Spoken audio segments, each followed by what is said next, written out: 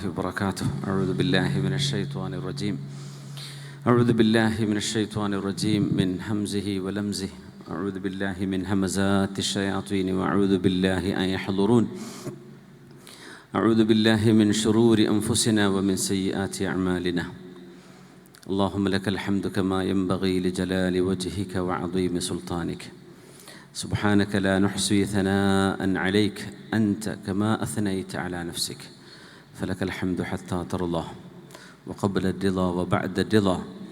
اللهم صل وسلم وزد وبارك على حبيبك سيدنا ومولانا وشفيعنا محمد سيد المرسلين وصفوة الأنبياء أجمعين، سيدنا سيد العرب والعجم، سيد الكونين والثقلين، قائد الغر المحجلين يوم القيامة، صاحب اللواء، صاحب المقام المحمود. اللهم بلغه منا تحية وسلامة.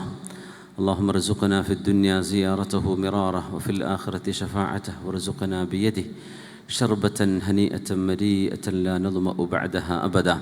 فصل اللهم عليه وعلى آله وأصحابه وعترته ومن والاه. أعوذ بالله من الشيطان الرجيم. بسم الله الرحمن الرحيم.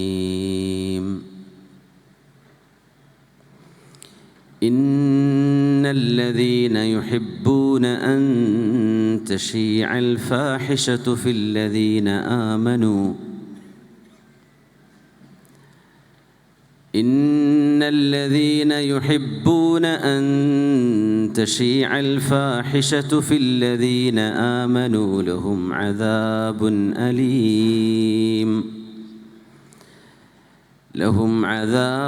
أليم في الدنيا والآخرة والله يعلم وأنتم لا تعلمون. بارك الله لي ولكم بالقرآن العظيم ونفعني وإياكم بما فيه من الآيات والذكر الحكيم وعصمني وإياكم برحمته من الشيطان الرجيم. സത്യം, സ്വത്വം, സമർപ്പണം.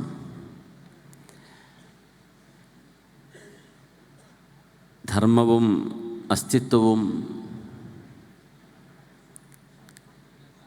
സമർപ്പിതമായി ജീവിതവും ഉയർത്തിപ്പിടിക്കുന്ന SKSSFൻ്റെ 35ാം വാർഷിക മഹാസമ്മേളനത്തിൻ്റെ ഭാഗമാണ് നമ്മളിവിടെ ഒരുമിച്ചിരിക്കുന്നത്.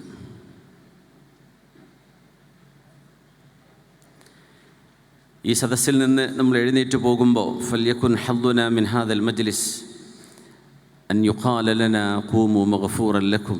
അല്ലാഹുവിൻ്റെ മലക്കുകൾ നമ്മൾ എഴുന്നേൽക്കുമ്പോഴേക്കും നിങ്ങൾ നല്ല ചിന്തകൾ പങ്കുവെക്കാൻ വേണ്ടി ഇരുന്നതല്ലേ, നിങ്ങളുടെ ഈ ഇരുത്തം നന്നായി, നിങ്ങൾക്ക് അല്ലാഹു പുറത്തു തന്നിരിക്കുന്നു എന്ന് നമ്മളോട് പറയപ്പെടണം. അല്ലാഹു അതിന് നമുക്ക് തൗഫീക്ക് ചെയ്യട്ടെ. ആമീൻ യാ റബ്ബൽ ആലമീൻ. സയ്യിദന്മാരും സാദുമാരും നേതാക്കന്മാരും, അതിലുപരി മതീൻ സാഹിബ് എന്ന് പറയുന്ന വെസ്റ്റ് ബംഗാളിൽ നിന്ന്, കൊൽക്കത്തയിൽ നിന്നെത്തി നിങ്ങളോടൊപ്പം സംസാരിച്ചു. അദ്ദേഹം മലയാളം അറിയില്ല, എന്നാലും പറഞ്ഞു SKSFൻ്റെ ഒരു പരിപാടി കൊൽക്കത്തയിൽ ഒക്ടോബറിൽ വെച്ച് നടത്തും, അതിന് വരണം എന്നപ്പോൾ എന്നോട് പറയായിരുന്നു. അപ്പോൾ എനിക്ക് കൊൽക്കത്തയിൽ ചെന്നപ്പോൾ അദ്ദേഹത്തെ കണ്ട് പരിചയമുണ്ട്. അവിടെ വളരെ സ്വാധീനമുള്ള ഒരു പ്രഭാഷകനാണ് അദ്ദേഹം. വലിയ ആൾക്കൂട്ടം കൂടുന്ന വളരെ ഇൻഫ്ലുവൻഷ്യൽ ഒരു ഒറേറ്ററാണ് മതീൻ സാഹിബ്. അദ്ദേഹം പറയാം, എനിക്ക് മലയാളം പഠിപ്പിച്ചു തരാൻ വല്ല വകുപ്പുണ്ടോ? SKSSFൻ്റെ ഒരു സമ്മേളനം കൊൽക്കത്തയിൽ വെക്കണം എന്നാണ് പറഞ്ഞത്. അദ്ദേഹം അത് വെക്കുകയും ചെയ്യും. അതിനൊക്കെ സംഘാടന മികവുള്ള ആൾ കൂടിയാണ്. പലതവണ വിളിക്കാറുണ്ടായിരുന്നു, പോകാൻ പറ്റിയിരുന്നില്ല. അപ്പോൾ ഒക്ടോബറിൽ ഉണ്ടാകും എന്നൊക്കെ. നമ്മുടെ ഈ നഗരിയുടെ ഈ ഒരു ഊർജം കണ്ടുകൊണ്ട് അദ്ദേഹം ഒരു വല്ലാത്ത ആവേശത്തിലാണ്. മാഷാ അല്ലാഹ്. ഇത് കേരളത്തിൻ്റെ പുറത്തുള്ള നമ്മുടെ പ്രവർത്തകർക്കും ദീനിൻ്റെ ഖാദിമീങ്ങൾക്കും ലഭിക്കുന്ന വലിയൊരു ഊർജമാണ്. അല്ലാഹു അത് സ്വീകരിക്കട്ടെ. ആമീൻ യാ റബ്ബൽ ആലമീൻ.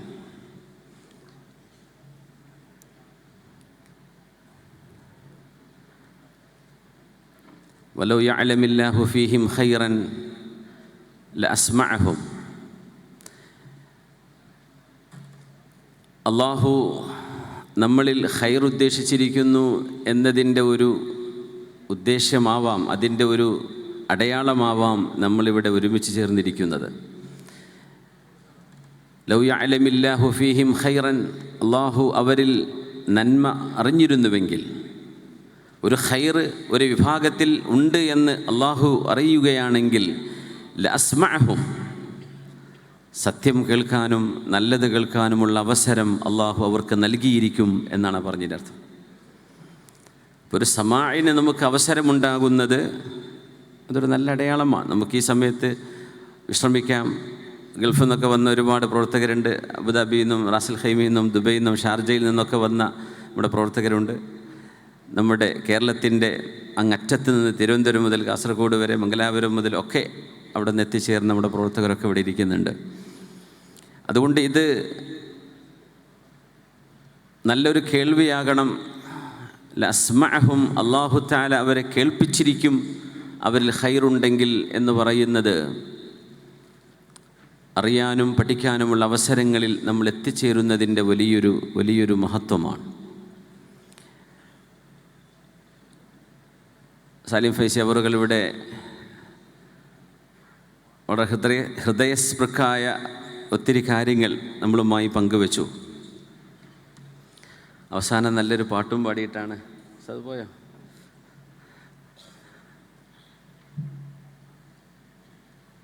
ഇതൊരു ഹൃദയങ്ങളുടെ മേളനമാണ്, ഹൃദയങ്ങളുടെ ഒരു ഒത്തുചേരലാണ്. ഒരേ ആശയവും ഒരേ ആദർശവും ഉയർത്തിപ്പിടിക്കുന്ന ആളുകൾക്കിടയിൽ ഉണ്ടാകുന്ന ഒരു മനസ്സിൻ്റെ ഒരു കെമിസ്ട്രിയുണ്ട്. അത് വലിയ സന്തോഷദായകമാണ്. അല്ലാഹു ആലമുൽ അർവാഹിൽ അൽ അർവാഹു ജുനൂദും മുജന്നദ ഫമാ തആറഫ മിൻഹ ഇഖ്തലഫ വമാ തനാകറ മിൻഹ ഇഖ്തലഫ്. ആ ആലമുൽ അർവാഹിൽ കണ്ടുമുട്ടിയതിൻ്റെ ഫലമാണ് നമ്മൾ ഇന്നിവിടെ, അല്ലെങ്കിൽ ജീവിതത്തിൽ എപ്പോഴെങ്കിലും ആരുമായെങ്കിലും ഒത്തുചേരുന്നത്, കണ്ടുമുട്ടുന്നത്. അവിടെ ഉന്തും തള്ളും കശപിശകും കൂടിയ ആളുകൾ ദുനിയാവിൽ വന്നാൽ അങ്ങനെ പിണക്കത്തിലാകും, അവർ തമ്മിൽ വൈരാഗ്യത്തിലാവും. അത് ആലമുൽ അർവാഹിൽ സംഭവിച്ച ചില കാര്യങ്ങളുടെ പ്രതിഫലനമാണ് എന്ന് അഷ്റഫുൽ ഖൽഖ് സ്വല്ലല്ലാഹു അലൈഹി വസല്ലം.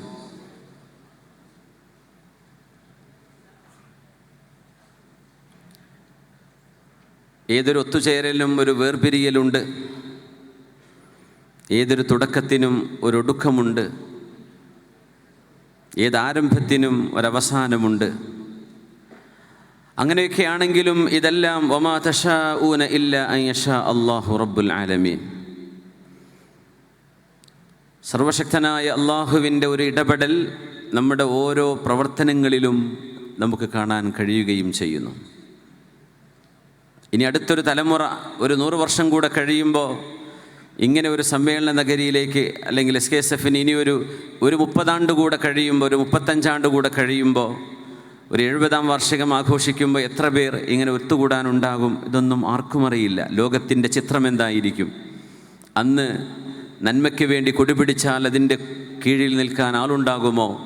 ഒന്നും നമുക്കറിയില്ല. ബദഅ അൽ ഇസ്ലാമു ഗരീബൻ വസയഊദു കമാ ബദഅ ഫതൂബാ ലിൽ ഗുറബാ. ഇസ്ലാം തുടങ്ങിയത് അങ്ങനെയാണ്. വളരെ ചെറുസംഘമായിട്ടും ആ ചെറുസംഘത്തിൻ്റെ ആചാരങ്ങൾ വിചിത്രമാണ് എന്ന് തോന്നിയിട്ടുമാണ് ഇസ്ലാം ആരംഭിച്ചത്. വസയഊദു കമാ ബദഅ, ആ തുടങ്ങിയിടത്തേക്ക് കാര്യങ്ങൾ തിരിച്ചെത്തുമെന്ന് പുണ്യനബി സ്വല്ലല്ലാഹു അലൈഹി വസല്ലം. അപ്പോൾ ആ അവസാന കാലഘട്ടങ്ങളിലെ കുറഞ്ഞ ആളുകൾ, ഇപ്പം നമ്മൾ 7 ബില്യൺ പോപ്പുലേഷനിൽ ഒരു 8 ബില്യൺ മുസ്ലിമീങ്ങൾ, 1.8 ബില്യൺ മുസ്ലിമീങ്ങളിലെടുത്താൽ കേരളീയ മുസ്ലിമീങ്ങളിൽ കണ്ടുവരുന്ന അറിവും ജ്ഞാനവും ബോധവുമുള്ള ഒരു പ്രബുദ്ധമായൊരു സമൂഹത്തിൻ്റെ പെർസെൻറ്റേജ് വളരെ ചെറുതായിരിക്കും, അല്ലേ? ഫതൂബാ ലിൽ ഗുറബ, അങ്ങനെ നന്മയ്ക്ക് വേണ്ടി ഒത്തുചേരുന്ന ആളുകൾ. അപ്പോൾ ആരാണ് നബി അവരെന്ന് ചോദിച്ചപ്പോൾ ഹുമുൻ നുസ്സാഉ അൽ ഖബായിൽ, വ്യത്യസ്തങ്ങളായ കുടുംബങ്ങളിൽ നിന്ന് അവർ ഒത്തുചേരുന്നവരാണ്. ഒരു പൈസയോ ഇടപാടുകളോ കുടുംബ ബന്ധങ്ങളോ ഒന്നുമല്ല, ദീനിന് വേണ്ടി വ്യത്യസ്ത നാടുകളിൽ നിന്ന് ഒരുമിച്ച് കൂടുന്ന ആളുകളാണ് ഖുറബ. അവർക്ക് എല്ലാവിധ നന്മയുമുണ്ട് എന്ന് ഹബീബിൻ്റെ പ്രാർത്ഥനയുണ്ട്. ആ പ്രാർത്ഥനയും അതിന് അള്ളാഹു നമ്മളെ അർഹരാക്കി തരട്ടെ. ആമീൻ യാ റബ്ബൽ ആലമീൻ. SKSSFൻ്റെ ആദ്യകാല പ്രവർത്തകരായി ഒരുപാട് ത്യാഗം ചെയ്ത ഒരു കാലഘട്ടം നമുക്ക് കഴിഞ്ഞു പോയിട്ടുണ്ട്. വിഷയത്തിലേക്ക് കടക്കുകയാണ്. എന്നാലും ഏതൊരു വിഷയത്തിനും ഒരു സ്ട്രഗ്ലിംഗ് പീരീഡ് ഉണ്ടാവും. സമസ്ത കേരള ജമിയത്തുൽ ഉലമയ്ക്ക് വലിയൊരു പ്രതിസന്ധി എന്ന് ഞാൻ പറയല്ല, ഒരു പ്രതിസന്ധി നേരിട്ട സമയം. അങ്ങനെ സമസ്ത കേരള സുന്നി സ്റ്റുഡൻസ് ഫെഡറേഷൻ വേണം എന്നൊരാശയം രൂപപ്പെടുന്നതും അതിനെ ചൊല്ലി നാടിൻ്റെ മുക്കുമൂലകളിൽ, മഹല്ലുകളിൽ, ഗ്രാമാന്തരങ്ങളിൽ ബസ് കയറിയിട്ടും ട്രെയിനിനും ഓട്ടോ വിളിച്ചിട്ടും നടന്നിട്ടുമൊക്കെ ചെന്ന് SKSSFൻ്റെ യൂണിറ്റുകൾ ഉണ്ടാക്കാൻ കഠിനാധ്വാനം ചെയ്ത ഈ ഉമ്മത്തിൻ്റെ അസ്സാബിഖൂനൽ അവ്വലൂൻ എന്ന് പറയുന്ന വലിയൊരു നിരയുണ്ട്. അതിൽ ഒരുപാട് ആളുകൾ മരിച്ചുപോയി. അവർക്ക് അള്ളാഹു മഗ്ഫിറത്ത് ചെയ്യട്ടെ. ജീവിച്ചിരിക്കുന്നവരൊക്കെ ഉണ്ട്. അള്ളാഹുവർക്കൊക്കെ ദീർഘായുസ്സും ആഫിയത്തും സലാമത്തും നൽകട്ടെ. ആ ഒരു നന്മയെ തുടർത്തിക്കൊണ്ടുവരുന്ന ഇന്നത്തെ ഈ പ്രസ്ഥാനത്തിൻ്റെ ചുക്കാൻ പിടിക്കുന്ന നമ്മുടെ നേതാക്കന്മാർ, അവർക്കൊക്കെ അള്ളാഹു ആയുരാരോഗ്യവും ആഫിയത്തും ഇസ്സത്തും ഹിഫ്ളും സലാമത്തും അള്ളാഹു നൽകി അനുഗ്രഹിക്കട്ടെ. നമ്മളെയൊക്കെ അള്ളാഹു ദീൻ്റെ ഖാദിമീങ്ങളായി പടച്ചോൻ സ്വീകരിക്കട്ടെ. ആമീൻ യാ റബ്ബൽ ആലമീൻ. സൈബർ സാക്ഷരത എന്നൊരു വിഷയമാണ് നൽകപ്പെട്ടത്. ഇപ്പോൾ ഞാൻ ഉദവി സാദിനോട് പറയായിരുന്നു, സാക്ഷരത ഇപ്പോൾ എല്ലാവർക്കും ഉണ്ടാവുമല്ലോ, സഹിഷ്ണുത എന്ന് പറയല്ലേ നല്ലത്. സൈബർ സഹിഷ്ണുത എന്നാക്കി അതിനെ മാറ്റിക്കൂടെ എന്ന് ഒരഭിപ്രായം ഞാനിപ്പോൾ സൂചിപ്പിക്കുകയായിരുന്നു. അതാണ് വേണ്ടതെന്ന് തോന്നുന്നു അല്ലേ. സാക്ഷരത ഇപ്പോൾ എല്ലാവർക്കും ഉണ്ടല്ലോ. മുമ്പൊക്കെ ഈ ASDF എന്നൊക്കെ പറഞ്ഞാൽ നമ്മൾ കീബോർഡ് കാണുന്നത് ടൈപ്പ് റൈറ്റർ കണ്ടപ്പോഴാണ്. അങ്ങനെ 2-3 നിലയിലെ ആ ലെറ്റേഴ്സൊക്കെ നമ്മൾ കാണാതെ പഠിച്ചിരുന്നു. അങ്ങനെ 2 കൈ ഓരോ വിരലിന് വരുന്ന കീബോർഡുകൾ എന്തൊക്കെയാണ്. അന്ന് കീബോർഡ് എന്ന് പറഞ്ഞ സംവിധാനം ഇല്ലല്ലോ. കീബോർഡ് കാണുന്നത് ടൈപ്പ് റൈറ്റർ സെൻറ്ററിൽ പോകുമ്പോഴാണ്. അത് മാറിപ്പോൾ ഓരോരുത്തരുടെ മൊബൈലിലും കീപാഡുകളായി. ഇപ്പോൾ ആരെങ്കിലും ഇങ്ങനെ പ്രാക്ടീസ് ചെയ്യാൻ പോകുന്നുണ്ടോ? കുട്ടികളൊക്കെ എന്ത് ഫാസ്റ്റിലാണ് ടൈപ്പ് ചെയ്യുന്നത്. നമ്മൾ മുസാലിമീങ്ങൾ ഉസ്താദന്മാരൊക്കെ അടക്കം ടൈപ്പ് ചെയ്യുന്നില്ലേ? അൽഹംദുലില്ലാഹ്. അപ്പോൾ സാക്ഷരതയ്ക്ക് കുറവൊന്നുമില്ല. പിന്നെ അതിനെപ്പറ്റി പറയേണ്ട കാര്യമില്ലല്ലോ. സഹിഷ്ണുതയ്ക്ക് എവിടെയോ ചില ഭംഗങ്ങൾ വരുന്നുണ്ട്, മനുഷ്യന്മാരിലടത്തൊക്കെ ഉണ്ടാവും. അതിനെ നമുക്ക് എങ്ങനെ ഇസ്ലാമിൻ്റെ പെർസ്പെക്റ്റീവിൽ നിന്നുകൊണ്ട് പരിഹരിക്കാൻ പറ്റും എന്ന് ആലോചിക്കലാണ് അഭികാമ്യം എന്ന് തോന്നുന്നു. ഇതൊക്കെ അള്ളാഹുവിൻ്റെ വലിയ നിഅ്മത്തുകളാണ്, അനുഗ്രഹങ്ങളാണ്. അള്ളാഹുവിൻ്റെ നിഅ്മ വമിൻ ശുക്രിൻ നിഅ്മ തൗളീഫുഹാ ഫി ത്വാഅത്തില്ലാഹ്. അള്ളാഹു നൽകുന്ന അനുഗ്രഹങ്ങളുടെ ശുക്റിൻ്റെ ഏറ്റവും വലിയ ഭാഗം ആ നിഅ്മത്ത് പടച്ചതമ്പുരാൻ ഇഷ്ടപ്പെടുന്നിടത്ത് ഉപയോഗിക്കുക എന്നതാണ്. ഇപ്പോൾ ദേവർകോവിൽ അഹമ്മദ് സാഹിബിവിടെ സൂചിപ്പിച്ച പോലെ അറിവ് ധാരാളമുള്ളൊരു കാലമാണിന്ന് അല്ലേ. ഇൽമ് ഒരുപാടുണ്ട്. ഇമാം മാലിക് എന്നവർ പറയുമായിരുന്നു, ലൈസൽ ഇൽമു ബികസറത്തി റിവായ വലാകിന്നഹു നൂറുൻ യജ്അലുഹു അല്ലാഹു ഫീ ഖൽബിൽ അബ്ദ്. അറിവ് എന്ന് പറയുന്നത് ഒരുപാട് ഹദീസുകൾ ഉദ്ധരിക്കാനോ ആയത്ത് ഉദ്ധരിക്കുവാനോ കഴിയുന്ന ഒരു സിദ്ധിയല്ല. അങ്ങനെ ഒരുപാട് ആളുകൾ, നല്ല മെമ്മറിയുള്ള ആളുകൾ, എത്രയോ അറിവുള്ളവരായിട്ട് നമുക്ക് തോന്നാം. പക്ഷേ അറിവ് എന്ന് പറയുന്നത് അത് സൈബറിനെ കുറിച്ചുള്ള അറിവാവട്ടെ, മറ്റേതെങ്കിലും ആർട്ടിഫിഷ്യൽ ഇൻ്റലിജൻസിനെ കുറിച്ചുള്ളതാവട്ടെ, ഏത് വിഷയങ്ങളിലാവട്ടെ, ഇസ്ലാമിൽ അറിവെന്ന് പറയുന്നത് ഹൃദയത്തിന് ലഭിക്കുന്ന ഒരു വെളിച്ചമാണ്. അതൊരു നൂറാണ്. ഇമാം ഷാഫി തങ്ങളൊക്കെ പറഞ്ഞ പോലെ വനൂറുല്ലാഹി ലാ യുഅ്താ ലിആസി. ഈ പ്രകാശം നമുക്ക് ലഭിക്കണം എന്ന് നമുക്കൊരാഗ്രഹം വേണം. ആ പ്രകാശത്തിലേക്ക് ഞാൻ എത്തണം. അത് ലഭിക്കാതെ നമ്മൾ മരിച്ചു പോവുകയാണെങ്കിൽ എന്തൊരു വലിയ നഷ്ടമായിരിക്കും. ദീൻ എന്നതൊരു പ്രകാശമാണ്. ആ പ്രകാശത്തിലേക്ക് എത്താൻ കഴിയാതെ നമ്മൾ മരിച്ചു പോയാൽ, ഇൽമ് അറിവ് എന്ന് പറയുന്നത് എഴുതപ്പെടുന്നതോ വായിക്കപ്പെടുന്നതോ പറയപ്പെടുന്നതോ അല്ലെന്നും അത് ഹൃദയത്തിന് ലഭിക്കുന്ന ഒരു പ്രകാശമാണ്. അള്ളാഹു നമുക്ക് ആ പ്രകാശം നൽകി അനുഗ്രഹിക്കട്ടെ. അത് സാധാരണക്കാർക്കുണ്ടാകും. വജാഅ മിൻ അഖ്സൽ മദീനതി റജുലുൻ യസ്ആ. നഗരത്തിൻ്റെ അന്താക്കിയ എന്ന് പറയുന്ന ആൻറ്റിയോക്ക്, ഇന്നത്തെ തുർക്കിയിലുള്ള പ്രദേശം, ആ നഗരത്തിൻ്റെ അങ്ങറ്റത്ത് നിന്ന് ഒരു കർഷകനായ മനുഷ്യൻ ഓടി വന്നു. അഖ്സൽ മദീന എന്ന് പറഞ്ഞപ്പോഴേക്കും മദീന നഗരമാണ്, അവിടെ പഠിക്കാനുള്ള സാഹചര്യങ്ങളും മദ്രസയും കോളേജൊക്കെ ഉണ്ടാവും. പക്ഷേ അഖ്സൽ മദീനയിൽ അതുണ്ടാവില്ല. അപ്പോൾ അറിവിൽ നിന്നും ഇൽമിൽ നിന്നും, നമ്മൾ സാധാരണ പറയുന്ന അറിവ് ജ്ഞാനം കിട്ടേണ്ട സാഹചര്യങ്ങളിൽ നിന്ന് മാറി നിൽക്കുന്ന ഒരു മനുഷ്യൻ, ഹബീബുൻ നജ്ജാർ റഹ്മത്തുള്ളാഹി തആല അലൈഹി, അള്ളാഹുവിൻ്റെ നബിയായ ഈസ നബി അലൈഹിസ്സലാമിൻ്റെ 3 റസൂലുമാരെ സംരക്ഷിക്കാൻ വേണ്ടി ആ നഗരത്തിൻ്റെ അറ്റത്തുനിന്ന് ഓടി വന്നു. ഖാല യാ ഖൗമി ഇത്തബിഉൽ മുർസലീൻ ഇത്തബിഉ മൻ ലാ യസ്അലുക്കും അജ്റ. ആ മനുഷ്യൻ കൊല്ലപ്പെടുകയാണ്, ഷഹീദാവുകയാണ്. ഖീല ദുഖുലിൽ ജന്ന, അവരോട് പറയപ്പെട്ടു നിങ്ങൾ സ്വർഗത്തിലേക്ക് കടന്നോളൂ. ഖാൽ, ഖുർആൻ്റെ പ്രത്യേകത അതാണ്.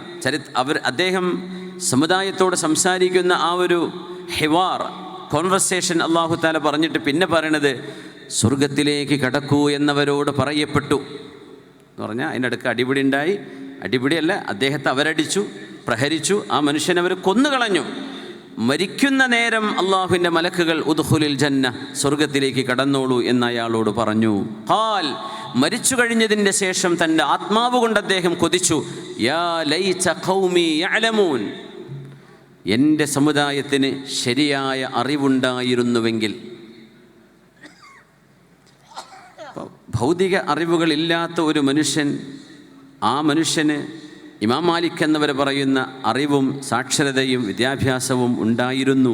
അതിന് കുറേ എഴുതിപ്പടിക്കലും കുറേ ഡിഗ്രിയും കോഴ്സും ടൈറ്റിലൊന്നും വേണ്ട കാര്യമില്ല എന്ന് സൂറത്തു യാസീൻ പറയാതെ നമ്മളോട് അല്ലാഹു പറഞ്ഞുകൊണ്ടിരിക്കുക. യാ ലൈത ഖൗമി യഅലമൂൻ ബിമാ ഗഫറ ലി റബ്ബി വജഅലനി മിനൽ മുക്രമീൻ. എനിക്കല്ലാഹു മാപ്പാക്കി തന്നതും എനിക്കല്ലാഹു എന്നെ ആദരിച്ചതും എൻ്റെ സമൂഹം അറിഞ്ഞിരുന്നുവെങ്കിൽ എന്ന് മഹാനവറുകൾ കൊതിച്ചുപോയി. അതുകൊണ്ടാണ് ദഅ ഖൗമഹു ഹയ്യൻ വമയ്യിത, ജീവിച്ചിരിക്കുമ്പോഴും മരിച്ചു കിടക്കുമ്പോഴും സ്വന്തം സമൂഹത്തെ അള്ളാഹുലേക്ക് ക്ഷണിച്ച ഒരു ദഅവത്തിൻ്റെ അത്ഭുതകരമായൊരു ഒരു ഒരു ഒരു ഒരനുഭവം തീർത്ത മഹാനാണ് ഹബീബുൻ നജ്ജാർ എന്ന് പറയുന്നത്. എല്ലാവരും മരിക്കണവരെ ദഅവത്ത് ചെയ്യുള്ളൂ, മരിച്ചു കഴിഞ്ഞാൽ പിന്നെ ഒന്നും ചെയ്യാൻ പറ്റില്ലല്ലോ. പക്ഷേ ഖാല യാ ലൈത ഖൗമി യഅലമൂൻ, ആ ഖാല ബഅദ മൗതിഹി, മരിച്ചതിന് ശേഷം പറഞ്ഞു എന്നാണ്.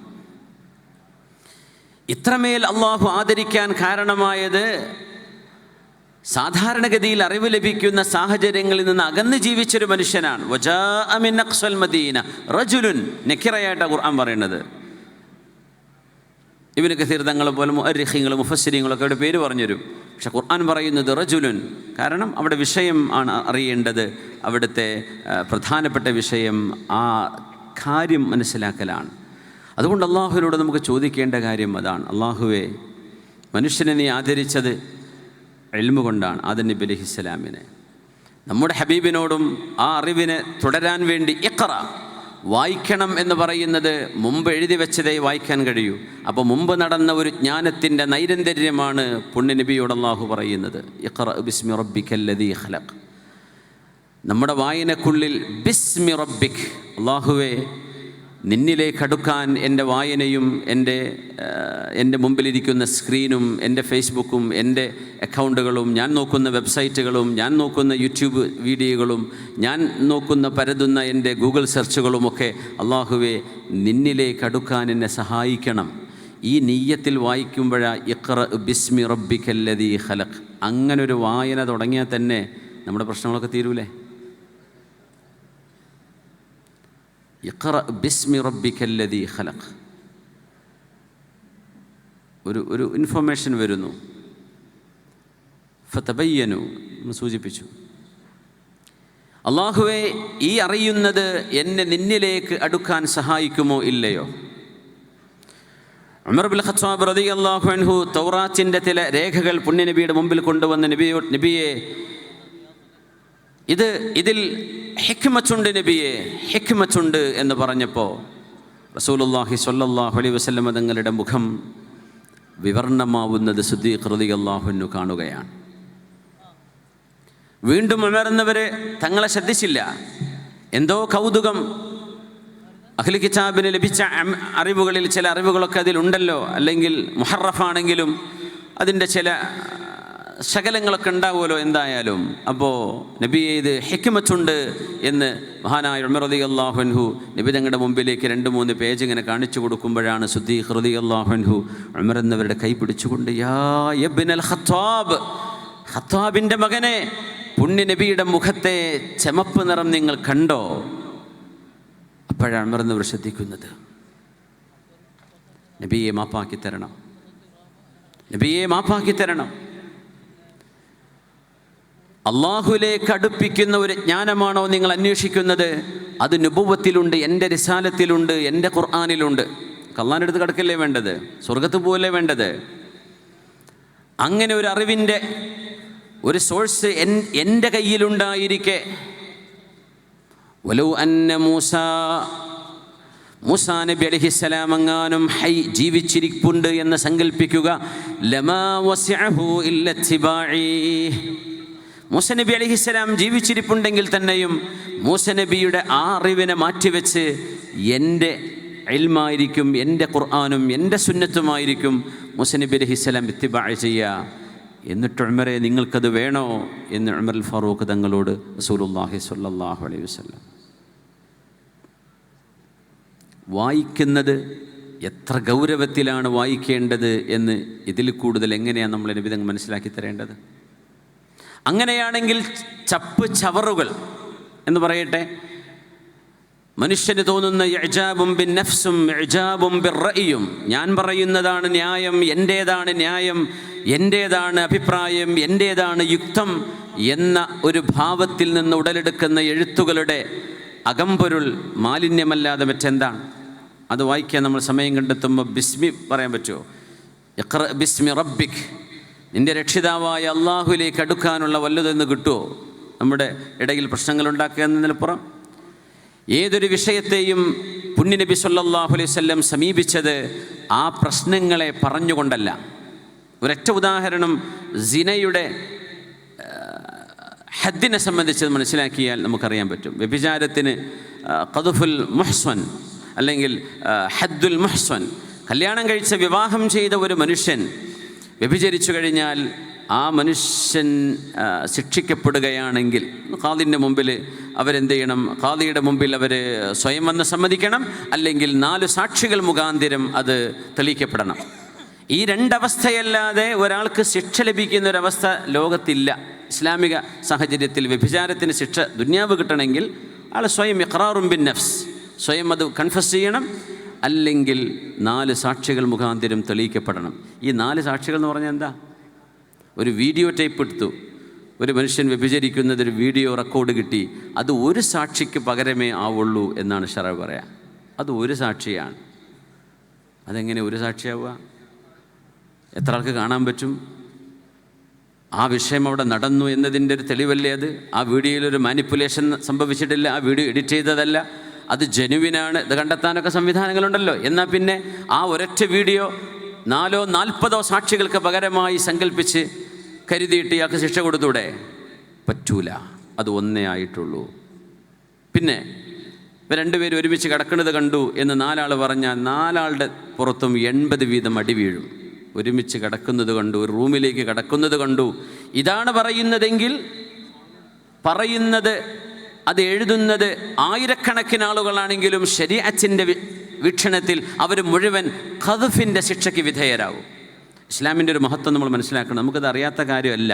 പക്ഷെ എന്നെയും നമ്മൾ ഓരോരുത്തരും അവനവനെയും ഒന്ന് ഓർമ്മിപ്പിക്കുകയാണ്, ഒന്ന് പൊടി തട്ടിയെടുക്കുകയാണ്. അപ്പോൾ എന്ത് കണ്ടു എന്നായി പറയേണ്ടത്? അൽ ഈലാജ്. ഈലാജ് എന്ന് പറഞ്ഞാൽ പെനിട്രേഷൻ. പുരുഷൻ്റെ അവയവം സ്ത്രീയുടെ അവയവത്തിലേക്ക് പ്രവേശിക്കുന്നത് കണ്ണുകൊണ്ട് കണ്ടു. 4 കള്ളുടിയന്മാർ കണ്ടാൽ മതിയോ?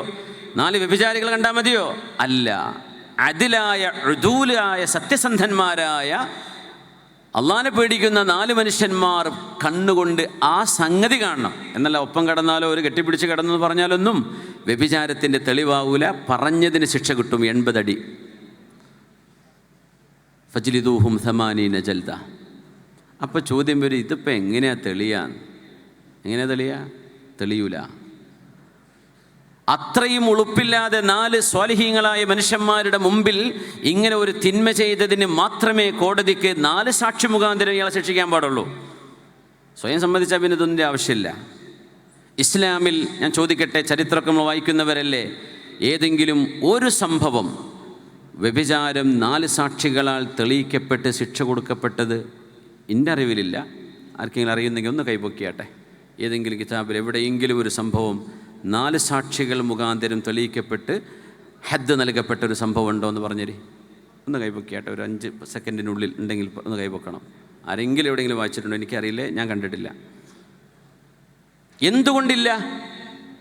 എന്തുകൊണ്ട് ശറഅത്ത് പറയാൻ അനുവദിച്ചില്ല? ഇത് മാലിന്യമാണ്. ആ മാലിന്യത്തെക്കുറിച്ചുള്ള ചർച്ച ഉമ്മത്തിൽ നടക്കരുത്. അല്ലെങ്കിൽ ആൾക്കാർ പറയാൻ തുടങ്ങൂലേ, അവരങ്ങനെ പോകുന്നത് ഞാൻ കണ്ടു, അതൊരു അലിഗേഷനാണ്, ആരോപണമാണ്. ഒരു ബസ്സിൽ യാത്ര ചെയ്തു, അവർ ഹോട്ടലിൽ താമസിച്ചു, അല്ലെങ്കിൽ അവർ ഒരു റെസ്റ്റോറൻറ്റിൽ ഒരു വണ്ടിയിൽ യാത്ര ചെയ്തു.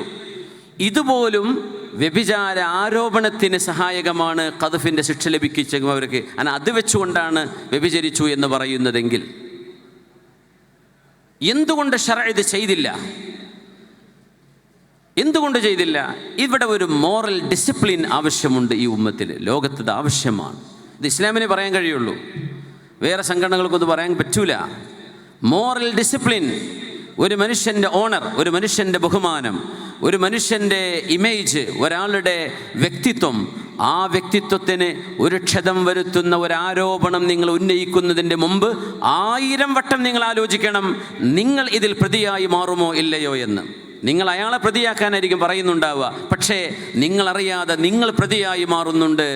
ആ മനുഷ്യൻ പ്രതിയാകണമെങ്കിൽ സത്യസന്ധരായ 4 മനുഷ്യന്മാർ പച്ചയിൽ ഇവ 2 പേരും വ്യഭിചരിക്കുന്നത് കണ്ടിരിക്കണം. അത് കാണാൻ സാധ്യതയില്ല. ഇമാം ഖസാലി തങ്ങൾ അതിനെക്കുറിച്ച് വിശദീകരിച്ച് പറഞ്ഞു, എന്തുകൊണ്ട് മോശമായ വാർത്തകൾ ഈ ഉമ്മത്തിൽ പ്രചരിക്കാൻ പാടില്ല. അതിന് തന്നെ പടച്ചോൻ ഈ നിയമം കൊണ്ടുവന്നത്. അല്ല, അപ്പോൾ 2 റൂം പോയി വാതിലടച്ചു എന്ന് പറഞ്ഞാൽ അവിടെ 2 ബദർ മൗലൂദ് കഴിച്ചു എന്നല്ലല്ലോ എൻ്റെ ഉദ്ദേശം. മനുഷ്യനെ ഊഹിക്കാവുന്നതാണ്. മാ ഖലാ റജുലുൻ ബിംറഅത്തിൻ ഇല്ലാ കാന ശൈത്വാനു സാലിസഹുമാ. അതറിയുന്ന വിഷയം, പക്ഷേ പറയരുത്. എന്തേ? പറഞ്ഞതുകൊണ്ട് എന്തുണ്ടാക്കാൻ പറ്റും? ഒരു തിന്മയെ നമ്മളങ്ങ് വിസ്തരിച്ച് കീറിമുറിച്ച് പുറത്തേക്ക് എടുത്തു കഴിഞ്ഞാൽ ആ തിന്മയിൽ നിന്ന് വിട്ടുനിൽക്കലാണ് തഖ്വ. എന്നാൽ ആ തിന്മയെ, അതിൻ്റെ തുടക്കവും ഒടുക്കവും അതിൻ്റെ ക്ലൈമാക്സും പറയുമ്പോൾ ഒരു മനുഷ്യൻ്റെ ഖൽബിലേക്ക് വരുന്ന ചിന്ത എന്തായിരിക്കും? ഇപ്പോൾ വാഴ് പറയുകയാണെങ്കിൽ തന്നെ വ്യഭിചാര ഹറാമാണോ എന്ന് പറഞ്ഞ് മുഴുവൻ ഒരു 2 മണിക്കൂർ വാഴ് പറയാൻ പാടില്ല. എന്തുകൊണ്ട്? കേൾക്കുന്ന മനുഷ്യന്മാരെങ്കിലും ഇതിനെപ്പറ്റി വെറുതെ ചിന്തിച്ചു പോകില്ലേ? എന്നാൽ പിന്നെ ഇത്ര ഉഷാറുള്ള പരിപാടിയാണെങ്കിൽ ആലോചിച്ച് നോക്കട്ടെ. അത് പറയാൻ പാടില്ല. അതൊക്കെ ഒരു റെയിലായിട്ട് വാലായിട്ട് പറയാനേ പാടുള്ളൂ എന്നാ. തിന്മകളുടെ മുഴുവൻ വിഷയം അങ്ങനെ. എന്തുകൊണ്ട്?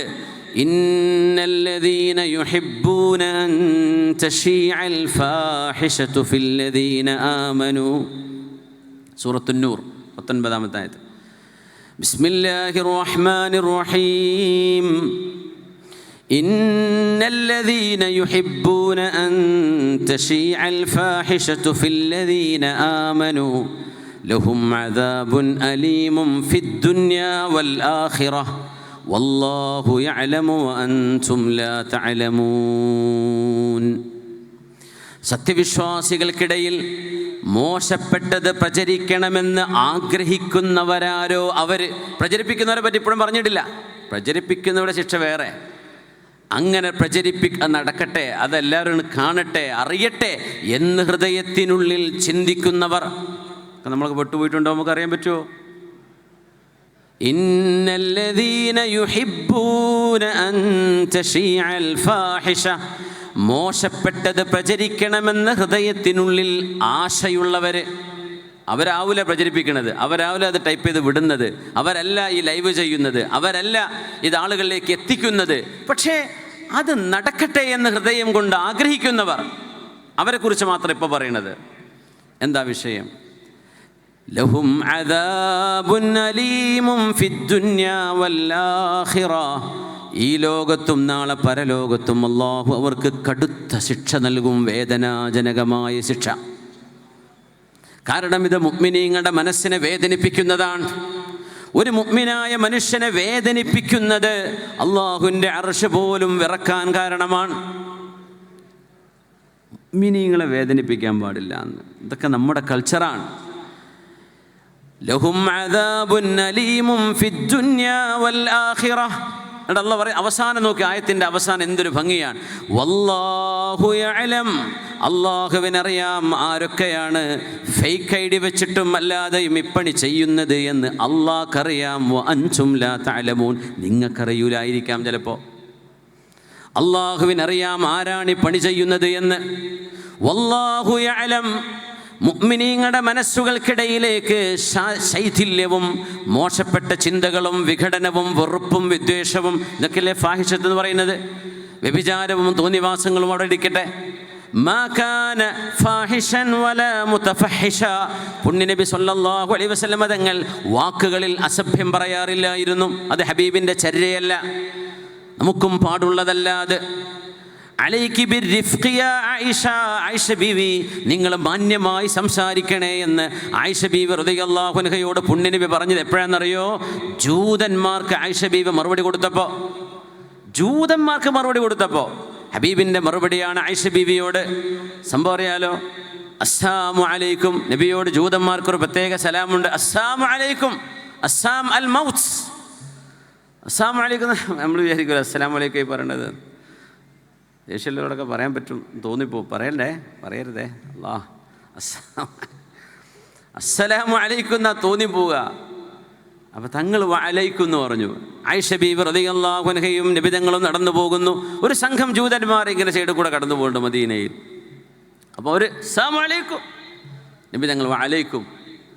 അതിൽ ആയിഷ ബീവി റളിയല്ലാഹു അൻഹ വിചാരിച്ചത് അവർ പറഞ്ഞത് അസ്സാമു എന്നത് അസ്സലാമു എന്നായിരിക്കും നബി കേട്ടിട്ടുണ്ടാവുക, നബിക്ക് മനസ്സിലായിട്ടുണ്ടാവില്ല. ആയിഷ ബീവി വഅലൈക്കുമുസ്സലാമു വല്ലഅന വഗദിബല്ലാഹു അലൈക്കും അലൈകി ബിർരിഫ്ഖി യാ ആയിഷ. എന്തായി പറയണത്? നിങ്ങൾക്ക് നാശം മരണവും നഷ്ടവും അള്ളാഹിൻ്റെ കോപവും ദേഷ്യവും നിങ്ങൾക്കുണ്ടാവട്ടെ എന്ന് ആയിഷ ബീവി പറയുമ്പോൾ അലൈകി ബിർരിഫ്ഖ്. ആയിഷ ബീവി നിങ്ങൾ എന്തായി പറയണത്? മാന്യമായിട്ട് മറുപടി കൊടുക്കീൻ. അലൈകി ബിർരിഫ്ഖ്, സോഫ്റ്റായിട്ട് മറുപടി പറയീൻ. അപ്പോൾ ആയിഷ ബീവി എന്താ പറഞ്ഞത്? അമാ സമിഅത മാ ഖാലൂ യാ റസൂലല്ലാഹ്, നബിയെ അവരെന്താണ് അങ്ങയോട് പറഞ്ഞത് എന്നങ്ങ് കേട്ടോ? നബിൻ്റെ മറുപടി അമാ സമിഅതി മാ ഖുൽതു ലക്കി, ഞാൻ അങ്ങയോട് പറഞ്ഞത് നിങ്ങൾ കേട്ടോ ആയിഷ? പിന്നെ മിണ്ടിയിട്ടില്ല ആയിഷ ബീവി റളിയല്ലാഹു അൻഹ. അതിനർത്ഥം എന്താ? ഈ ഉരുളക്കുപ്പേര് മറുപടി കൊടുക്കുക എന്ന് അതൊരു സംഭവമല്ല, അതൊന്നും മുഅ്മിനീങ്ങളുടെ ശൈലിയുമല്ല. നമ്മൾ വിചാരിക്കുന്നത് നമ്മൾ ഭയങ്കര യുദ്ധമല്ലേ ചെയ്യണത്, ജിഹാദല്ലേ ചെയ്തുകൊണ്ടിരിക്കുന്നത്. ചെയ്യണം, തെറ്റുകളെ തിരുത്തി കൊടുക്കണം മാന്യമായിട്ട്. അതിനിടയ്ക്ക് കുത്തലുണ്ടല്ലോ, അത് കൊടുക്കരുത്. അത് ചിലർക്ക് ഭയങ്കര രസം. എഴുത്ത് ഇങ്ങനെ ശീലിച്ചാലേ അത് പ്രസംഗം അങ്ങനെ തന്നെയാണ്. വല്ലാണ്ട് അങ്ങ് ഉഷാറായിട്ട് പ്രസംഗിക്കുക എന്നൊക്കെ തോന്നിയാൽ പിന്നെ അനാവശ്യമൊക്കെ തൊള്ളി കൂടെ വരും, അറിയാതെ വരുന്നു പോവും. ശ്രദ്ധിക്കണം അത്. കാരണം ഇതൊരു ആലത്താണ്, ഇതൊരു ടൂളാണ്, അത് പല നിലക്കും ഉപയോഗിക്കാൻ പറ്റും. അലൈകി ബിർരിഫ്ഖ്. റസൂലുള്ളാഹി സ്വല്ലല്ലാഹു അലൈഹി വസല്ലമ തങ്ങളെന്ന അള്ളാഹുവിൻ്റെ റസൂല് നശിച്ചു പോവണേ എന്ന് നബിതങ്ങളോട് ഇങ്ങോട്ട് അഭിസംബോധന ചെയ്ത ജൂതന്മാർക്ക്, അത് മുസ്ലിമുകൾക്ക് പോലല്ല, ജൂതന്മാർക്ക് ആയിഷ ബീവി റളിയല്ലാഹു അൻഹ അതേ നാണയത്തിൽ മറുപടി. ആയിഷ ബീവി തോന്നിയാസൊന്നും പറഞ്ഞിട്ടില്ല. എന്തേ പറഞ്ഞത്? വഅലൈക്കുമുസ്സലാമു വല്ലഅന വഗദിബല്ലാഹു അലൈക്കും. അല്ലാഹ് നിങ്ങളെ ദേഷ്യപ്പെടട്ടെ, നിങ്ങൾ മഗ്ലൂബീങ്ങളാണ്, നിങ്ങൾക്ക് നാശവും നിങ്ങളീ പറഞ്ഞ സാമും ലഅനത്തും ഒക്കെ നിങ്ങൾക്കുണ്ടാവട്ടെ, എൻ്റെ റസൂലിനല്ല, എൻ്റെ നബിയെ പറ്റി ഇത് പറയരുത് എന്ന് റസൂലുള്ളാഹി നിങ്ങൾക്ക് വേണ്ടി ഡിഫെൻസ് ചെയ്ത മഹദിയാണ് ആയിഷ ബീവി റളി. പക്ഷേ നബി നിങ്ങൾ പറഞ്ഞു അലൈകി ബിർരിഫ്ഖ്, മറുപടി പറഞ്ഞോളൂ ആയിഷ ബീവി, പക്ഷേ ഇത് ഇച്ചിരി കടുപ്പായി പോയി, കുറച്ച് സോഫ്റ്റായിട്ട് പറയണം. ഇനിയിപ്പോൾ നിർത്തല്ല നല്ലത് എന്ന് പറയേണ്ട ആവശ്യമില്ലല്ലോ. അല്ലാഹു അക്ബർ, അല്ലാഹു അക്ബർ, അല്ലാഹു അക്ബർ, അല്ലാഹു അക്ബർ.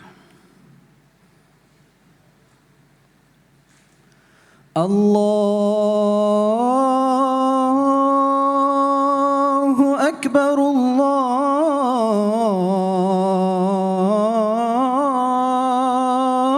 അല്ലാഹു അക്ബർ, അല്ലാഹു അക്ബർ, അല്ലാഹു അക്ബർ. അശ്ഹദു അൻ ലാ ഇലാഹ ഇല്ല إلا الله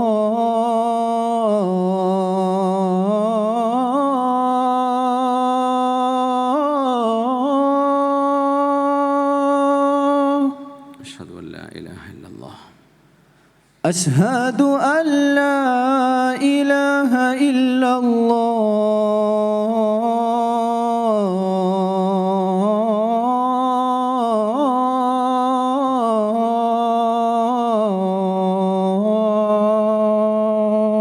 أشهد أن لا إله إلا الله أشهد أن لا إله إلا الله أشهد أن محمد رسول الله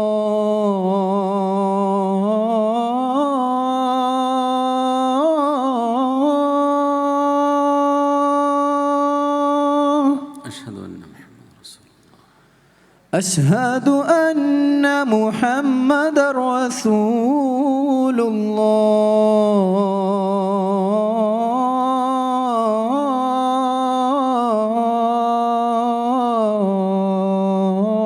الله أشهد أن محمد رسول الله حي على الصلاة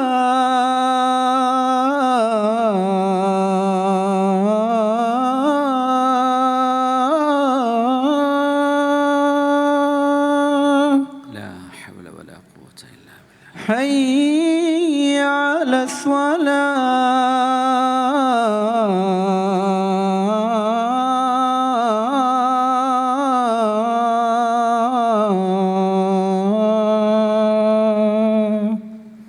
لا حول ولا قوة إلا بالله حي على الفلاح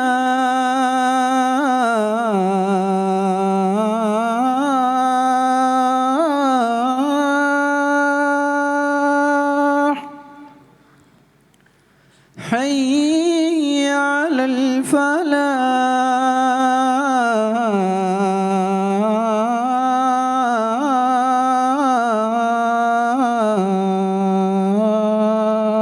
الفلاح لا حول ولا قوة الله أكبر الله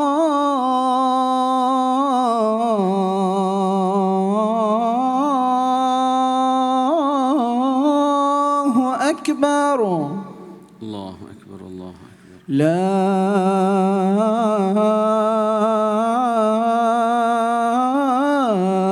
إله إلا الله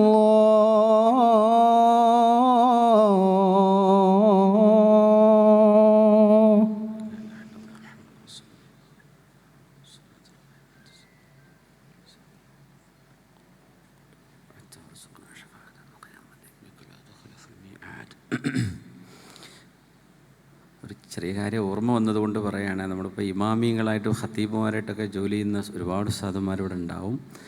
നമ്മൾ ഈ ഹെഡ്ഫോൺ വെച്ചിട്ടായിരിക്കും നമ്മൾ നിസ്കാരത്തിനൊക്കെ നേതൃത്വം കൊടുക്കുക. അപ്പോൾ ഇവരെ അറിയാതെ എന്തോ ഈ അത്തയ്യാത്ത ഇങ്ങനെ ഉറക്കോതും മൈക്കിലുള്ള കൂടെ. അപ്പോൾ ഈ ബാക്കിലുള്ള ആൾക്കാർക്കൊന്നും പിന്നെ മര്യാദക്ക് ഓതാൻ കഴിയില്ല. ഉസ്താദ് ഇപ്പോൾ റാഹത്തിൽ ഓതിയിരിക്കും, പക്ഷേ ഇതിങ്ങനെ കേൾക്കുമ്പോഴേ ബാക്കിലെ മൗമൂമിങ്ങൾക്ക് ഭയങ്കര ബുദ്ധിമുട്ട് വരും. അപ്പോൾ ഒന്നാ മൈക്കൊന്ന് താത്തിയിട്ട് അവനാ ഓതുന്നത് മെല്ലെ ഓതിയാൽ ബാക്കിയുള്ളവർക്ക് തശ്വീഷാവില്ല എന്ന് ഖൈറുദ്ദേശിച്ചുകൊണ്ട് പറയണേ, ഒന്നും വിചാരിക്കരുത്. ബാങ്കിന് ഇജാബത്ത് ചെയ്താൽ ഹല്ലത്ത് ലഹു ഷഫാഅത്തി, നബി തങ്ങളുടെ ഷഫാഅത്ത് ഉണ്ടാകുമെന്നാണ്. അള്ളാഹു നമുക്ക് ഹബീബിൻ്റെ ഷഫാഅത്ത് നൽകി അനുഗ്രഹിക്കട്ടെ. ആമീൻ യാ റബ്ബൽ ആലമീൻ. അപ്പോൾ നമ്മളെവിടെ പറഞ്ഞു വെച്ചത്? ആയിഷ ബീബി റളിയല്ലാഹു അൻഹയുടെ വിഷയത്തിൽ. അപ്പോൾ ഇങ്ങനെ ഒരു ഡിസിപ്ലിൻ നമുക്ക് വേണം എന്ന് പുണ്യനബി സല്ലല്ലാഹു അലൈഹി വസല്ലം, അത് ദീനിൻ്റെ ഒരു വലിയൊരു വിഷയമാണ്. ഇതിന് കാരണമാകുന്നത് ഷുറൂർ അംഫുസിന എന്ന് നമ്മൾ ഇപ്പോൾ തുടക്കത്തിൽ ദുആ ചെയ്തു, പഠിച്ചവനെ ഞങ്ങളുടെ ശരീരത്തിൻ്റെ ചില ചീത്ത ചിന്തകളുണ്ട്, അതിൽ നിന്ന് കാക്കണേ പഠിച്ചു. ഒരു മനുഷ്യന് തോന്നുകയാണ് ഞാൻ വലിയ സംഭവമാണ് എന്ന് തോന്നിയാൽ അവർക്ക് തോന്നിയത് പറയാനോ എഴുതാനൊക്കെ തോന്നും. ആ തോന്നൽ വരാതിരിക്കാൻ അത് ഓർക്കേണ്ടത്. ളിമാദുൽ അസ്ദി എന്ന് പറയുന്ന ഒരു വലിയ ഡോക്ടർ നബിതങ്ങളെ കാണാൻ വന്നിരുന്നു സല്ലല്ലാഹു അലൈഹി വസല്ലം. അദ്ദേഹം ഇസ്ലാം സ്വീകരിക്കാൻ കാരണമായത് നബി സല്ലല്ലാഹു അലൈഹി വസല്ലം തങ്ങൾ ഖുതുബ ഓതുന്നതിന് മുമ്പ്, പ്രസംഗിക്കുന്നതിന് മുമ്പ് ആദ്യത്തിൽ പറഞ്ഞിരുന്ന 4 വരിയാണ്. അപ്പം അദ്ദേഹത്തെ കൊണ്ടുവന്നത് ഖുറൈശികൾ പറഞ്ഞയച്ചത്, ഞങ്ങളുടെ നാട്ടിലെ ഈ നബിക്ക് ഒരു മെൻ്റൽ അസുഖമാണെങ്കിൽ നിങ്ങൾക്ക് ചികിത്സിക്കാമല്ലോ, ഇനി വേറെന്തെങ്കിലും ഒറ്റമൂലി വല്ലതുണ്ടോ ഇദ്ദേഹത്തിൻ്റെ ഈ ഒരു പുതിയ പ്രവണതകൾക്ക് തടസ്സമിടാൻ? എങ്കിൽ നിങ്ങൾ എന്തെങ്കിലും ഒരു മരുന്ന് കൊടുക്കിൻ എന്ന് പറഞ്ഞ് നബി തങ്ങളുടെ മുമ്പിലേക്ക് ളിമാദുൽ അസ്ദി എന്ന് പറയുന്ന ഷാമുകാരനായ വലിയൊരു VIP ഡോക്ടറെ മദീനത്തേക്ക് കൊണ്ടുവന്നു. നിങ്ങൾ ആലോചിച്ച് നോക്കണം എന്തൊക്കെ ദുൽമ അവർ ചെയ്തു. ഹബീബായ നബി തങ്ങളെ എന്തത് ചില്ലറ അല്ലല്ലോ, ഹാഷിമിയും ഖുറഷിയുമായ നബിക്ക് മെൻ്റലാണോ എന്നാണ് ഈ ചോദിക്കുന്നത്. യാ അല്ലാഹ് മഅദല്ലാഹ് വല്ലാഹു യഅസിമുക മിനന്നാസ്. അപ്പം നമ്മൾ ത്വായിഫിൽ ചെന്നപ്പോൾ നബി തങ്ങളെ എറിഞ്ഞോടിച്ചു എന്നൊക്കെ പറയുമ്പോൾ നമ്മളെ ചരിത്രങ്ങൾ പറഞ്ഞു പോകും. അത് സാധാരണ ഒരു സ്ട്രീറ്റ് ബോയിനെ അല്ല ഈ എറിഞ്ഞോടിക്കുന്നത്. ഖുറഷിയായ അൽ അമീൻ എന്നറിയപ്പെട്ടിരുന്ന സൽസ്വഭാവിയാണെന്ന് ലോകം അംഗീകരിച്ച നുബുവത്ത് കിട്ടിയെന്ന് തങ്ങൾ പറയുന്ന ആ ഒരു ഹാഷിമിയായ ഒരാൾ, ബനു കെൽബോ ബനു തെമീമ് ഗോത്രത്തിലോ ഒന്നും ഇങ്ങനത്തെ ഒരാൾ ചെയ്ത് ഒരു പ്രശ്നം ഉണ്ടാവില്ല. കാരണം അവർക്കൊരു പക്ഷേ സോഷ്യൽ സ്റ്റാറ്റസ് ഒരു ഹാഷിമിയെ പോലെ ഉണ്ടാവില്ല. ഹാഷിമിയായ റസൂലിനോടായി ചെയ്യണത്. ഇരിക്കട്ടെ, പുണ്യ നബിയോട് ളിമാദുൽ അസ്ദി വന്നിട്ട് ചോദിച്ചു, മുഹമ്മദ് നബിയെ, ഞാൻ അറിയപ്പെട്ട തൊബീബാണ്, ചികിത്സകനാണ്. ഞാൻ അങ്ങേക്കൊരു ചികിത്സയും തരട്ടെ, നിങ്ങൾക്ക് എന്തെങ്കിലും പ്രശ്നമുണ്ടെന്ന് കേട്ടല്ലോ. തങ്ങളിങ്ങനെ കേട്ടുട്ടോ, മിണ്ടാതിരുന്നു. നിങ്ങളൊന്നും പറഞ്ഞില്ലല്ലോ എന്ന് പറഞ്ഞു. അപ്പോൾ തങ്ങൾ സംസാരിക്കാൻ പോകും. ഇവർക്ക് പറയാനുള്ളതൊക്കെ പറഞ്ഞു. തങ്ങൾ അസുഖം ഉണ്ടല്ലോ, നിങ്ങൾക്ക് മെൻ്റലാണോ എന്നൊക്കെയാണ് ഇവർ ചോദിച്ചത്. ളിമാദുൽ അസ്ദി ഇങ്ങനെ പറയുമ്പോൾ ഒന്നും ഉണ്ടിയില്ല നബി തങ്ങൾ സല്ലല്ലാഹു അലൈഹി വസല്ലം. പലതിൻ്റെയും മറുപടി മൗനമാണ് ഏറ്റവും നല്ല മറുപടി. അത് നമ്മൾ ആദ്യം ഒന്ന് മനസ്സിലാക്കിയാൽ നല്ലതാട്ടോ. സുംത്ത് ചെയ്തതിന് അള്ളാഹിൻ്റെ അടുത്ത് ഹിസാബ് പറയേണ്ട അവസ്ഥ വളരെ കുറച്ചേ വരുള്ളൂ. കാരണം ഒരു തിന്മ നടക്കുമ്പോൾ അതിനെ പ്രതികരിക്കേണ്ടി വരും. അല്ലാതെ ഒരു ചീത്ത പറച്ചിൽ കേട്ടിട്ട് മിണ്ടാതിരുന്നുകൊണ്ട് ഒന്നും നഷ്ടപ്പെടാൻ നമ്മൾ പറഞ്ഞു പോയാൽ പിന്നെ അതൊക്കെ നന്നാവും. അതാ വിഷയം. അഹ്ബിബ് ഹബീബക ഹൗനമ്മ അസാ അൻ യകൂന അദുവക യൗമമ്മ വഅബ്ഗിള് ബഗീലക ഹൗനമ്മ അസാ അൻ യകൂന സ്വദീഖക യൗമമ്മ. അതൊരു കവിതയാണ്. അഹ്ബിബ് ഹബീബക ഹൗനമ്മ, സ്നേഹം തോന്നുമ്പോൾ, സൗഹൃദം തോന്നുമ്പോൾ, ചങ്ങാത്തം തോന്നുമ്പോൾ ഒരു പാകത്തിന് സ്നേഹിച്ചാൽ മതി. എല്ലാ സീക്രട്ടും പറഞ്ഞു കൊടുത്ത് പിന്നെ ബേജാറായി നടക്കേണ്ടി വരും. പിന്നെ മറ്റും അത് പന്തം കൊളുത്തിയമാതിരി നടക്കും. അഹ്ബിബ് ഹബീബക ഹൗനമ്മ, എന്തുകൊണ്ട്? അസാ അൻ യകൂന ബഗീലക യൗമമ്മ, എന്നെങ്കിലും നിൻ്റെ ശത്രുവായി ഇവൻ മാറാനിടയുണ്ട് എന്ന ബോധത്തിൽ പെരുമാറിയാൽ മതി. എല്ലാം കൂടെ അങ്ങ് കെട്ടിച്ച് കൊടുക്കണ്ട. അടുത്തത് വഅബ്ഗിള് ബഗീലക യൗമം ഹൗനമ്മ, നിങ്ങൾക്ക് ദേഷ്യം തോന്നുന്നവരോട് എല്ലാ അതിരും കടന്ന ദേഷ്യം നിങ്ങൾ കാണിക്കുകയും ചെയ്യരുത്. എന്തുകൊണ്ട്? അസാ അൻ യകൂന ഹബീബക യൗമമ്മ, എന്നെങ്കിലും ഒരിടത്ത് വെച്ച് ഒരു ഹറമിൽ കാണുകയോ ഒരു പുണ്യസ്ഥലത്ത് വെച്ച് കണ്ടുമുട്ടുകയോ ചെയ്യുമ്പോഴെങ്കിലും ഒന്ന് സലാം പറഞ്ഞ് മുഖം കാണിക്കേണ്ട അവസ്ഥ വരുമ്പോൾ നാണക്കേടായി പോകും. ജീവിതകാലം മുഴുവൻ ശത്രുവായിട്ടൊന്നും ആരെയും കാണണ്ട. അബൂ സുഫിയാൻ ഇബ്നു ഹർബ് റളിയല്ലാഹു അൻഹു 23 കൊല്ലത്തെ ഇസ്ലാമിൻ്റെ ശത്രുവ. അവസാനത്തെ 2-3 മാസം കൊണ്ടല്ലേ മുസ്ലിമായത്. ഇപ്പോൾ സ്വഹാബിയാണ് റളിയല്ലാഹു അൻഹു. പറഞ്ഞോളൂ, റളിയല്ലാഹു അൻഹു. മൻ സ്വഹിബ റസൂലല്ലാഹി സ്വല്ലല്ലാഹു അലൈഹി വസല്ലം. സ്വഹാബിയാണ്. സുഹൈൽ ഇബ്നു അംർ സ്വഹാബിയാണ്. ഞാൻ ഇതിലേക്ക് തിരിച്ചു വരട്ടോ, ളിമാദുൽ അസ്ദിലേക്ക് തിരിച്ചു വരാം. ഓർമ്മ വന്നപ്പോൾ പറയാം. ഹുദൈബിയ സന്ധി നടക്കുമ്പോൾ റസൂലുള്ളാഹി സ്വല്ലല്ലാഹു അലൈഹി വസല്ലം തങ്ങളുടെ പേരെടുത്ത് വെട്ടണമെന്ന് പറഞ്ഞ ആളാണ് സുഹൈൽ ഇബ്നു അംർ. ഖുറൈശികളുടെ മുമസ്സിൽ, അവരുടെ അംബാസഡർ, അവരുടെ എമിസറി, അവരുടെ റെപ്രസെൻറ്റേറ്റീവ്. അപ്പം ഇങ്ങനെ ഉമർ റളിയല്ലാഹുവിന് ദേഷ്യം പിടിച്ചിരിക്കുകയാണ്. അപ്പോഴാണ് പേര് വെട്ടണം എന്ന് പറഞ്ഞു. അലി തങ്ങൾ ഇന്നെ കൂടെ വെട്ടാൻ പറ്റൂല കേട്ടോ. അപ്പം നബി തങ്ങൾ ഉമ്മിയാണ്. അലിയാരെ എൻ്റെ പേരെഴുതിയ റസൂലുള്ളാഹ് എന്ന് എഴുതിയ ഭാഗം ഇവിടെ കാണിച്ചേരി ഷതബഹ. നബി തങ്ങൾ അതങ്ങ് വെട്ടിക്കളഞ്ഞു. അങ്ങനെ ആയിക്കോട്ടെ. ബിസ്മില്ലാഹിർ റഹ്മാനിർ റഹീം അതും വെട്ടണം. ബിസ്മിക അല്ലാഹുമ്മ മതി. അപ്പോൾ അതും വെട്ടി. ഉമർ തങ്ങൾ ഇങ്ങനെ ദേഷ്യപ്പെടാണ്. നാര നബി അലി മഹാദിഹി ദനിയ, എന്തിനാ നബി? ഉമർ തങ്ങൾ കുറച്ചൊന്ന് അതിൽ കടന്ന് സംസാരിച്ചു പോയി. അലസ്ത റസൂലല്ലാഹ്, അല്ലാഹുവിൻ്റെ റസൂൽ എന്നല്ലേ നബിയെ? അലസ്ന അലൽ ഹഖ് വഹും അലൽ ബാത്തിൽ, നമ്മളൊക്കെ സത്യത്തിൻ്റെ പക്ഷത്തും അവർ ബാത്തിലിൻ്റെ പക്ഷത്തുമല്ലേ നബിയെ? ആണ് ഉമറെ. അലൈസ ഖത്ലാനാ ഫിൽ ജന്ന വഖത്ലാഹും ഫിന്നാർ. ബലാ യാ ഉമർ, ഒക്കെ ശരിയാണ്. നമ്മളിന്ന് മരിച്ചോല് സ്വർഗത്തുക്കും ഓരിന്ന് മരിച്ചോല് നരകത്തുക്കുമാണ്. ലിമഹാദിഹി ദനിയത്തു യാ റസൂലല്ലാഹ്, എന്തിനാ നബി നമ്മൾ ഈ മാനക്കേട് നിൽക്കുന്നത്? നമ്മൾ 2500 ആളില്ലേ, നമ്മളവരോട് പൊരുതി യുദ്ധം ചെയ്യും. സിദ്ദീഖ് തങ്ങൾ ഉമർ തങ്ങളുടെ കോളറിന് പിടിച്ചു എന്നാണ്. സിദ്ദീഖ് തങ്ങളുടെ ഒരു വ്യക്തിത്വം ഭയങ്കര അത്ഭുത, ഭയങ്കര പാവാണ്. പക്ഷേ നിബങ്ങൾ വഫാത്താകും മിമ്പറിൽ കയറി എണീറ്റുന്ന ആളാണ് സിദ്ദീഖ് റളിയല്ലാഹു അൻഹു. അതൊക്കെ ഭയങ്കര ശക്തിയാണ്. സ്വഹാബികൾ ഇരുന്നിടന്ന് എണീക്കാൻ പറ്റാതായിട്ടുണ്ട്. നിന്നവർക്ക് ഇരിക്കാൻ പറ്റിയിട്ടില്ല. നബി തങ്ങളുടെ വഫാത്ത് കേട്ടപ്പോൾ സിദ്ദീഖ് മിമ്പറിൽ കയറിയിട്ടാണ് ആ ഖുത്ബ നിർവഹിച്ചത്. ഉമർ തങ്ങളുടെ കോളർ പിടിച്ചിട്ട്, ഉമറേ ഹുവ റസൂലുള്ളാഹി ഹഖ്ഖാ, അല്ലാഹുവിൻ്റെ റസൂലാണ്, സത്യമാണ് ഉമറേ, നീ എന്തായി ചോദിക്കുന്നത്? അള്ളാഹു പറയുന്നതേ റസൂൽ ചെയ്യാൻ പറ്റുള്ളൂ, അത് നബി തങ്ങളോട് നിർബന്ധിക്കാൻ പാടില്ല, മിണ്ടാണ്ടിരിക്കുകയെന്ന് പറഞ്ഞു. ഉമർ തങ്ങൾ പറയാം, ആ സംഭവം കഴിഞ്ഞതിന് ശേഷം ഞാൻ നബി തങ്ങളുടെ കൂടെ ചെയ്ത ഗസ്വകൾ, ഹബീബിൻ്റെ കൂടെ കൂടിയ ധർമ്മസമരങ്ങൾ, ഹബീബിൻ്റെ കൂടെ നിസ്കരിച്ചത്, ഞാൻ എൻ്റെ സമ്പത്ത് ധർമ്മം ചെയ്തത്, ഇത് മുഴുവൻ ഞാൻ ചെയ്തത് അന്ന് നബി തങ്ങളോട് ഞാൻ ചെയ്തു പോയ അദബുകേട് അല്ലാഹു പുറത്തു തരാനാണ്. അത് പൊരുത്തപ്പെട്ട് നബി തങ്ങൾ പൊരുത്തപ്പെട്ട് കൊടുത്തു സല്ലല്ലാഹു അലൈഹി വസല്ലം. ഉമർ തങ്ങൾ ആ ഒരു ഇമോഷണലായിട്ട് പെരുമാറിയതാണ്. പക്ഷേ ഞാനത് നബി തങ്ങളോട് പറയാൻ പാടില്ലായിരുന്നു. അപ്പോൾ ഉമർ തങ്ങൾ ഒരു കാര്യം കൂടെ ചോദിച്ചു, നമ്മുടെ വിഷയം, നബിയെ ഇന്നൊന്ന് വിട്ടെന്നാലേ. ആ സുഹൈൽ ഇബ്നു അംർ, അദ്ദേഹം മക്കക്കാരിലെ പ്രാസംഗികനാ. മൂപ്പര മുമ്പത്തെ ആ ഥനായ, മുമ്പത്തെ ആ 4-5 പല്ലില്ലേ, ഞാനൊന്ന് പൊട്ടിച്ചാലോ നബിയെ എന്ന് ചോദിച്ചു ഉമർ റളിയല്ലാഹു അൻഹു. അപ്പോൾ നോക്കണം, ശത്രുത വരുമ്പോൾ ഓവർ ശത്രുത കാണിക്കേണ്ടെന്ന് ഉദാഹരണം പറയാം. അത് കാഫിർ ഇസ്ലാമിലേക്ക് വരുന്ന കഥയത്, അങ്ങോട്ടും ഇങ്ങോട്ടും മാറിനെ കുറിച്ചല്ലേ പറഞ്ഞത്. നമ്മളൊക്കെ ഒരു ഇസ്ലാമിൻ്റെ മിളല്ലയിൽ കിടക്കണുണ്ടല്ലോ. എന്തായാലും നമ്മൾ എന്തൊക്കെ അങ്ങോട്ടും പ്രശ്നങ്ങളുണ്ടെങ്കിലും അതിനൊന്നും തക്ബീർ ഇട്ടൂല, ഇക്കറിയാം. പക്ഷെ നമ്മൾ മനസ്സിലായിക്കോളി, ഇതിൻ്റെ ഉള്ളിൽ നമ്മുടെ ആഖിറം നഷ്ടപ്പെടാൻ പാടില്ല.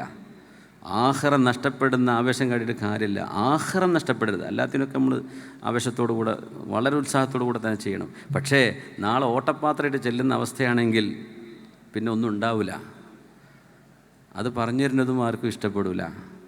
ഞാനന്ന് ഷാർജയിൽ പണ്ട് ഇങ്ങനെ നമ്മുടെ SKSF-ൻ്റെ പ്രവർത്തകർക്ക് ഞാൻ പറഞ്ഞു, നമ്മളൊന്ന് ഡിസിപ്ലിൻ, അന്ന് നമ്മുടെ വേറെ ഏതോ ഒരു വെബ്സൈറ്റാണല്ലോ പഠിച്ചോനെ, എന്തായിട്ട് പേര് ഞാൻ മറന്നുപോയി, ഒരു വീഡിയോ ഒക്കെ കാണാൻ പറ്റുന്ന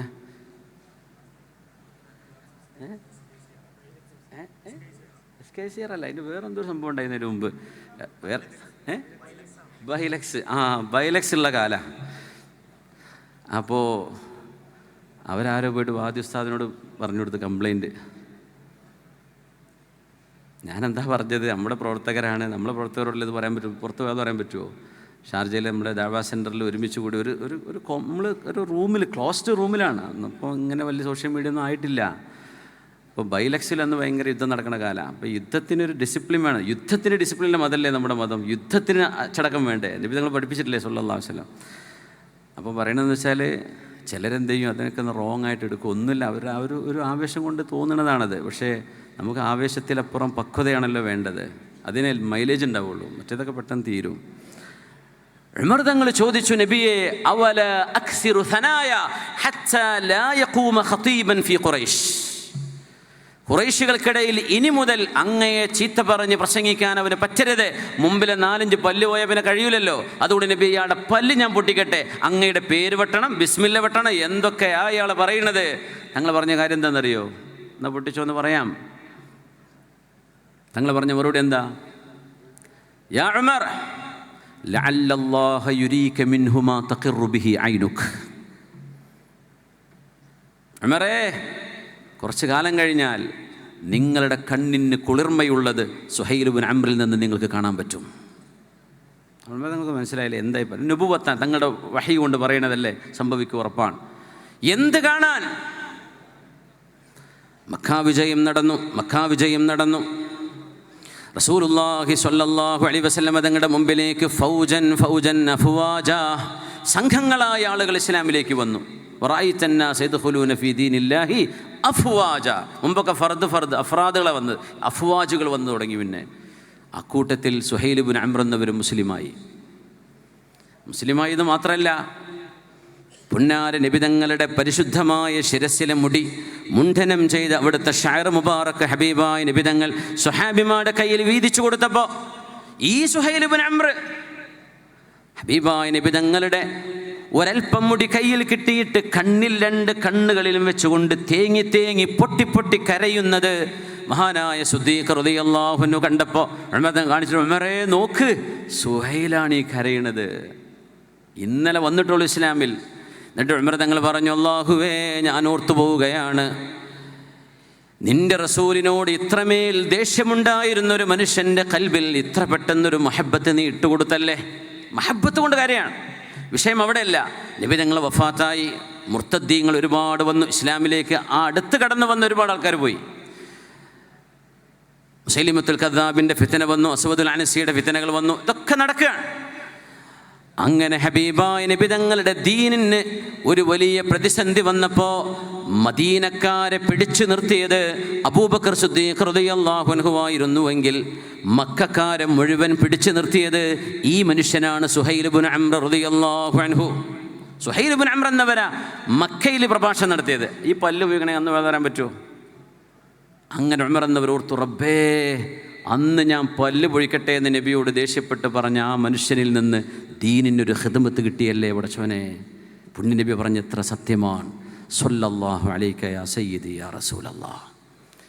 മനുഷ്യരുടെ വികാരങ്ങളെ വിവേകത്തോടുകൂടെ ഇടപെടാൻ കഴിയുന്നിടത്താണ് ഒരു മുഅ്മിൻ പക്വമതിയായ മുഅ്മിനായി മാറുന്നത്. ഇത് ഫഅബില്ലതീ ഹിയ അഹ്സൻ فإذا الذي بينك وبينه عداوة كأنه ولي حميم وما يلقاها إلا الذين صبروا وما يلقاها إلا ذو حظ عظيم.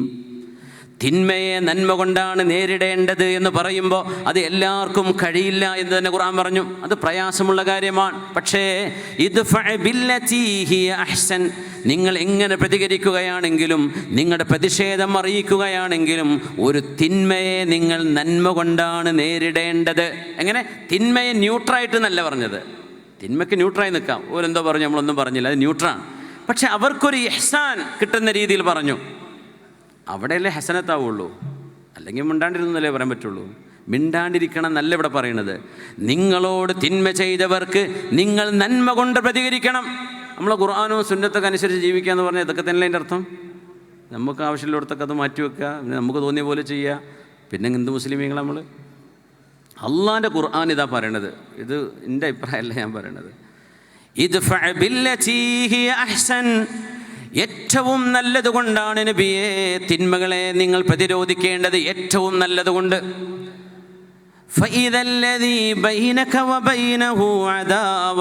അങ്ങനെയാണെങ്കിൽ നബിയെ നിങ്ങളും മറ്റാര് തമ്മിലാണോ ശത്രുതയുള്ളത്, കഅന്നഹു വലിയുൻ ഹമീം, നിങ്ങളുടെ ഏറ്റവും നല്ല കൂട്ടുകാരനായി ആ മനുഷ്യൻ മാറുന്നത് നിങ്ങൾക്ക് കാണാൻ കഴിയും.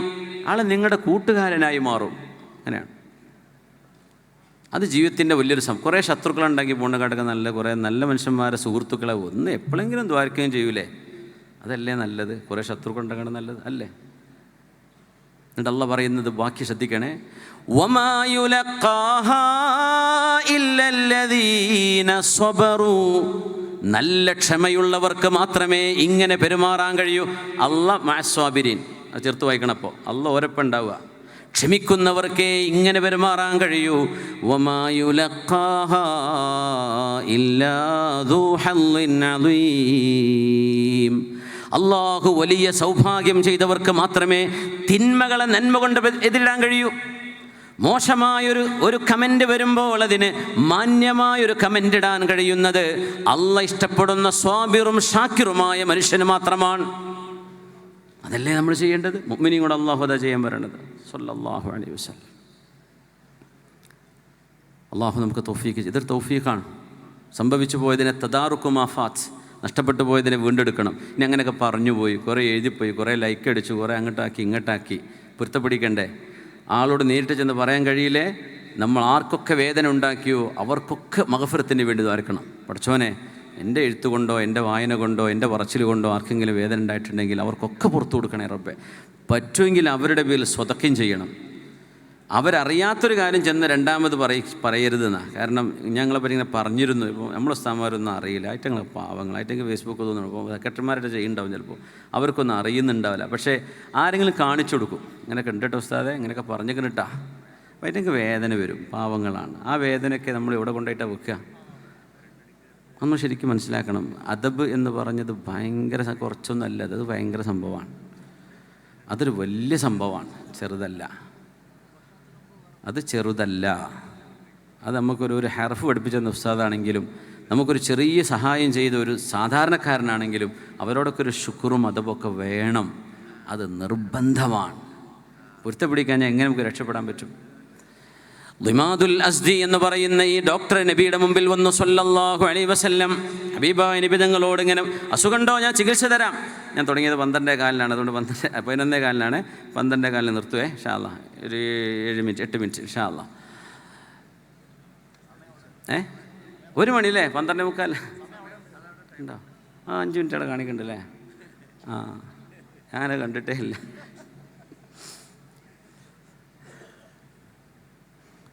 ഏതൊരു പരിപാടി എപ്പോൾ തീരുന്ന അറിയണ അറിവാണ് ഭയങ്കര രസമുള്ള അറിവ് അല്ലേ?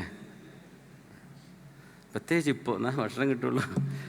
വിശന്നിരിക്കുകയായിരിക്കും. വിശക്കുന്നവർക്ക് ഭാഷണമല്ല ഭക്ഷണമാണ് വേണ്ടതെന്ന ഇൻഷാ അല്ലാഹ്. അക്രമക്കുമുല്ലാ. അപ്പോൾ ദിമാദുൽ അസ്ദി നിങ്ങൾ പറഞ്ഞപ്പോൾ തങ്ങൾ മിണ്ടാണ്ടിരിക്കുക സല്ലല്ലാഹു അലൈഹി വസല്ലം. പിന്നെ തങ്ങൾ സംസാരിച്ചു തുടങ്ങി.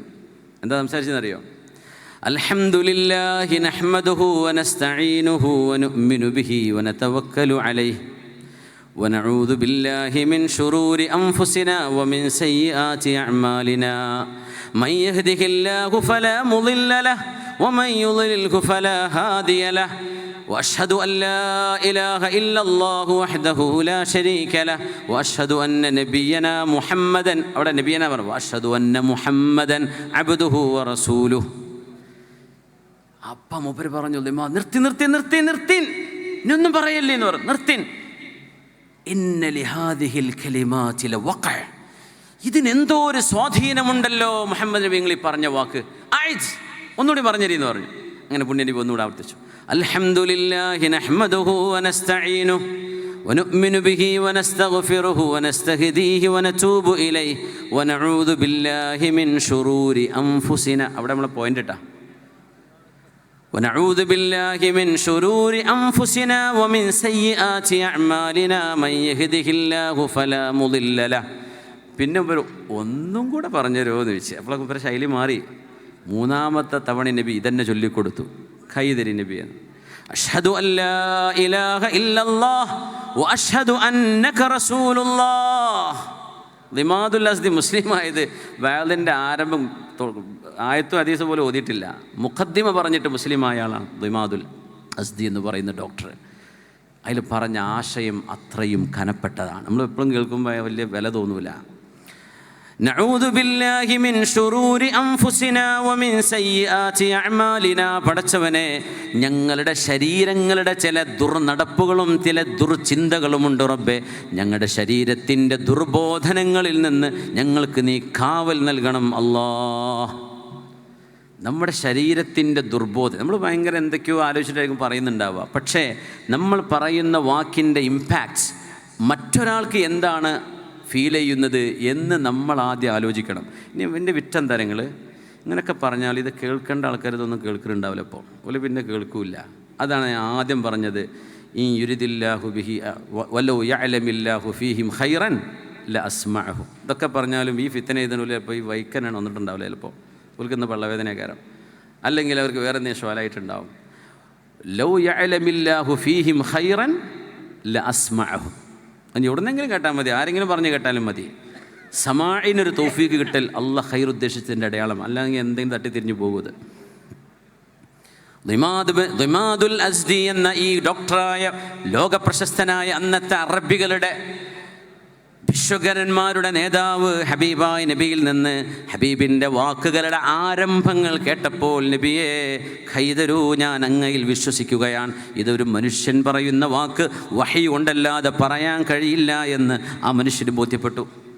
എന്ത് മനുഷ്യ ശരീരം അങ്ങനെയാണ്. നമ്മളെ നിയന്ത്രിക്കണം. ഇപ്പോഴത്തെ കുട്ടികളോടൊക്കെ നിങ്ങൾ എന്തെങ്ങനെ ഗേൾ ഫ്രണ്ടും ബോയ് ഫ്രണ്ടും, ഞങ്ങൾക്കത് ഭയങ്കര ഇഷ്ടമാണ്, അതുകൊണ്ട് തന്നെ എന്താ കള്ളു കുടിക്കുന്നത്, ഞങ്ങൾക്ക് ഇഷ്ടമാണ്. ഈ ഞങ്ങൾക്ക് ഇഷ്ടമാണെന്ന പരിപാടി മുസ്ലിമിന് പറ്റൂല എന്ന് അവർക്ക് അറിയില്ല. ഖദ് അഫ്ലഹ മൻ സക്കാഹാ വഖദ് ഖാബ മൻ ദസ്സാഹാ. ഈ തടി ഉദ്ദേശിക്കണമൊക്കെ ചെയ്യാനുള്ളതല്ല ഈ തടി, ഇതിനെ നിയന്ത്രിക്കാനുള്ളതാണ്. ഇമാം ബുസീരി ഇമാമൊക്കെ പറഞ്ഞ പുറത്തെ വഖാലിഫിൻ നഫ്സ والشيطان وعصهما وإنهما محضا كالنصح فاتهمي. അതുകൊണ്ട് അള്ളാഹു സുബ്ഹാനഹു വ തആല നമുക്ക് സുഹ്ബത്തുൽ അഖിയാർ അള്ളാഹു നൽകട്ടെ. നമ്മുടെ പ്രവർത്തനങ്ങളിലും വാക്കുകളിലും അമാലുകളിലും വരുന്ന ചില സലലുകൾ, ചില ഇടർച്ചകൾ, കാലിടറിപ്പോകുന്നത്, അത് കാണാനുള്ള തൗഫീഖ് അള്ളാഹു ഞങ്ങൾക്ക് തരണേ പടച്ചവനെ. ഇപ്പോൾ മഹാനായ മർഹൂം മഹാനായ CH ഹൈദ്രോസ് മുസ്ലിയാർ മഹാൻ ദ്വാരക്കുമ്പം പറയും, അല്ലാഹുമ്മ ബസ്സിർന ബിഉയൂബി അൻഫുസിന. പടച്ചവനെ, ഞങ്ങളുടെ ശരീരത്തിൻ്റെ കുഴപ്പം നീ ഞങ്ങൾക്ക് തന്നെ കാണിച്ചു തരണമേ പടച്ചവനെ. അള്ളാഹു ഞങ്ങൾക്ക് പുറത്തു തരണേ റബ്ബേ. ഞങ്ങളുടെ മാതാപിതാക്കൾ, ഗുരുനാഥന്മാർ, ഉസ്താദുമാർ, പ്രത്യേകിച്ച് സമസ്തകളെ ജമീഅത്തുൽ ഉലമ എന്ന ഈ മഹാപ്രസ്ഥാനത്തിന് ജീവിച്ച് മരിച്ചുപോയ എല്ലാവർക്കും, അള്ളാഹു ജീവിച്ചിരിക്കുന്നവർക്കൊക്കെ നീ മഗ്ഫിറത്ത് തരണേ റബ്ബേ. നിൻ്റെ സ്വർഗത്തിലെത്താനുള്ള അധ്വാനമാണ് റബ്ബേ ഇത്. നിന്നെ കാണാൻ കൊതിക്കുന്ന ഒരു അധ്വാനമാണ് റബ്ബേ ഇത്. ഹബീബിൻ്റെ കൈപിടിക്കാനുള്ള അധ്വാനമാണ് റബ്ബേ ഇത്. നാളെ ഖബറിൻ്റെ അദാബിൽ നിന്ന് രക്ഷപ്പെടാനുള്ള അധ്വാനമാണ്. നാളത്തെ വിചാരണ എളുപ്പമായി കിട്ടാനുള്ള അധ്വാനമാണ്. നമ്മൾ ഈ വെയിലുള്ളത് നമ്മളെ വളണ്ടിയർമാർ റോട്ട് കൂടെ നടന്ന് ഓടുന്ന കണ്ടിട്ടില്ലേ? എന്തിനാ അതൊക്കെ ഒരു ചെയ്യുന്നത്? വല്ല ഗവൺമെൻറ് അവാർഡ് കൊടുക്കുമോ? ഇല്ല. ഇത് സമസ്തക്ക് ചെയ്യുന്ന ഖിദ്മത്ത്, ദീനിന് ചെയ്യുന്ന ഖിദ്മത്താണ്. അത് അള്ളാഹുവിന് കൂലി തരും എന്ന് വിചാരിച്ചുകൊണ്ടാണ്. എത്രയോ രോഗികളുണ്ട് ആ കൂട്ടത്തിൽ, പഠിക്കുന്ന കുട്ടികളുണ്ട്. ഇതൊക്കെ അള്ളാഹിൻ്റെ അടുത്തേക്ക് ചെല്ലുമ്പോൾ കാര്യം കിട്ടണം. അള്ളാഹുവിനെ സ്വീകരിക്കണേ റബ്ബേ. നമ്മളൊക്കെ ചെയ്തത് ഇതൊന്നും അല്ല എന്ന് അള്ളാഹു നാളെ നമ്മുടെ മുഖത്തേക്ക് അമലുകൾ എറിയുകയാണെങ്കിൽ നമ്മൾ എന്ത് ചെയ്യും? എവിടെ പോകും നമ്മൾ? അതുകൊണ്ട് നമ്മൾ ആഖിറത്തെക്കുറിച്ച് ശരിക്കും ബോധത്തോടുകൂടെ ജീവിച്ചോളി. ഊസീക്കും വഇയ്യായ ബിത്തഖ്വല്ലാഹ്. ജസാക്കുമുല്ലാഹു ഖൈറ. അസ്സലാമു അലൈക്കും വറഹ്മത്തുള്ളാഹി വബറകാതുഹു. മാഷാ അല്ലാഹ്.